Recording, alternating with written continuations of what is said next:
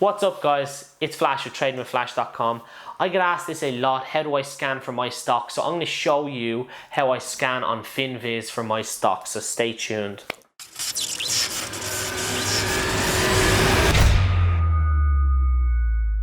So in this video I'm just going to show you a free scanning system I do use. It is Finviz. It is completely free of charge, so if you're a beginner out there and you're looking to start off, this is what I would recommend. A free scanning software. If you're a bit more advanced and you don't mind paying for a scanner for your momentums or your swing trades, I would recommend probably Trade Ideas or Black Box. But if you are beginning and you don't want that expense, Finviz will get you by. So what I kind of look for when I'm scanning Finviz is my relative volume, usually over 2 or 1.5 depending. So let's say if there's not a lot of searches coming up for over 2, I'll drop it to 1.5. If there's too many coming up for 1.5, I'll put it over 2. So in this case over 2. Current volume, I would be looking for a minimum of 500,000, but in this case I have it set to a million. The price I'm looking for is under $10, and by doing all this here's our results popping up here. So what you would do is you would just click it, you would go search it on your system, you'd have a quick look at the chart. It also goes into some detail underneath with market cap and earnings and stuff like that, which is super handy to have. But what I'd do then is I would have a quick look at the chart and say okay, whether I like it or not, and then if I did, I would go search it on my software itself to break it down in more technical analysis on that chart. And see, I've been asked a lot of what settings do I search for in terms of scanner. So this is what I would search for: is relative volume, current volume, and price under $10. Now I want to show you something else as well, which I think is pretty cool sometimes if you're looking at what sectors and areas is running. So this in Finviz, when you click screener, I call it a scanner, but you click screener and this is how you get to this area here that we're showing you. But if you hit groups,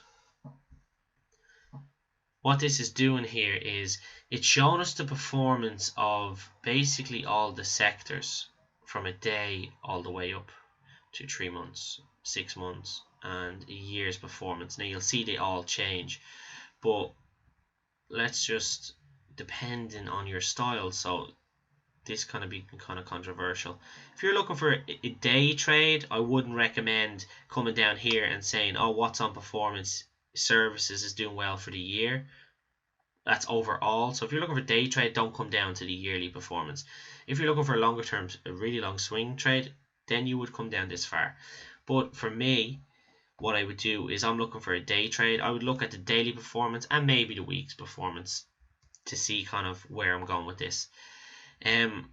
If I am taking it for a swing trade, maybe a week or longer, I would look at the week and the month performance. So when you come down here, I would look at the month or the week if I was doing a swing trade for possibly a week to 2 weeks, and I would look at seeing what's doing well here, and I would say okay, technology is doing pretty well here.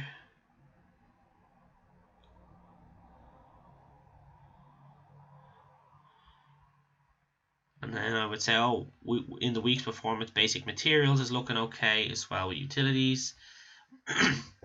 And utilities and basic materials is doing well here. So clearly I'd be saying, okay, basic materials has the eye on itself for the past day performance and overall the past week's performance. So I would say, okay, maybe I'll be looking at getting into looking at things in the basic material. So I'd come back here to the scanner, I would hit sector, and then I would hit basic materials.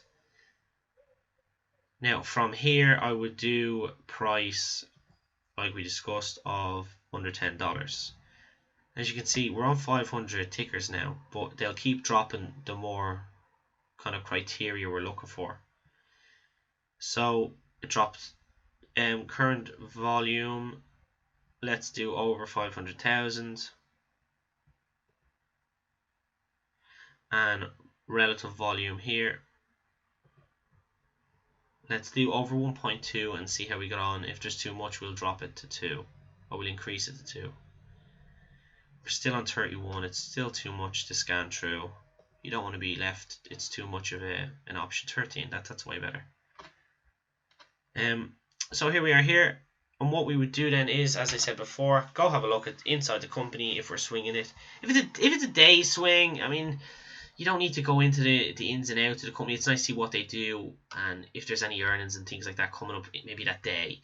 Or if it's a week, kind of do a bit of investigating into it. If you're doing it for a month or 2 month swing, yeah, I would recommend kind of getting to know the company and seeing what it's about. So Finviz kind of break down the chart for you. If I liked it, I would say, okay, look through some of the details. Fair enough, I'm happy with this one. I'll go break it down on my chart system, and I would go over to my charting software and I would break this technical analysis down. This right now is looking like an okay chart to me, reading off Finviz alone. So I would just scan through them and see what ones I like best. I'd have a list of maybe 2 or 3, and then I would kind of set alerts on them to see which broke, and I would go back to visit it again if the alerts did break, and then I would see different criteria like how's the volume doing, is other people seeing what I'm seeing, is the volume piling in, and then I would decide to take the trade or not. Another cool thing about Finviz that I like is technical. Excuse me. So when you hit technical, this computer is very slow, so I do apologize. So another cool thing I like, I would hit technical and I would come down here and hit the technical again, and then I would hit charts, and that would bring me into that I can actually view the charts. Okay, let's start this bit again, whoever's editing this. So obviously take out the long pause, and let's start the other cool thing about technical right here. So wait till I get this done and then you would start this, so give me a second.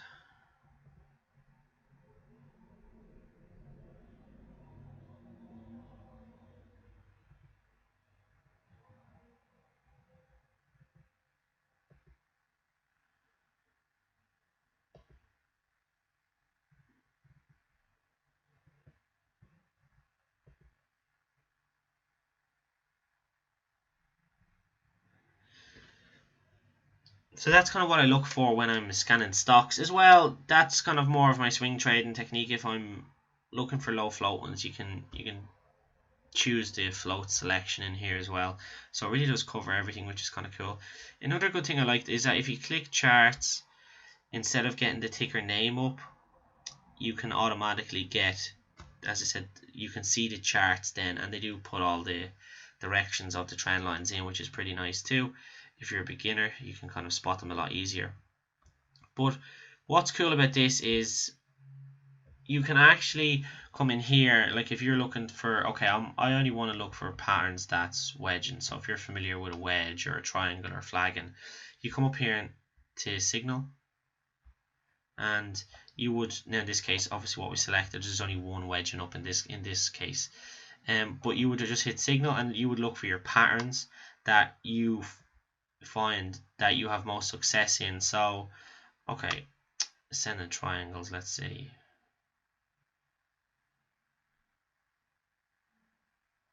It is the weekend when I'm doing this, so the probably accuracy is off a little bit, but you get the point. What I'm saying is that whatever you're hitting in here, if it's oversold, if it's overbought, doesn't meet your criteria, and they'll pop up some options that do meet this criteria selected above, and if it's oversold, overbought, or any of the patterns that you do like.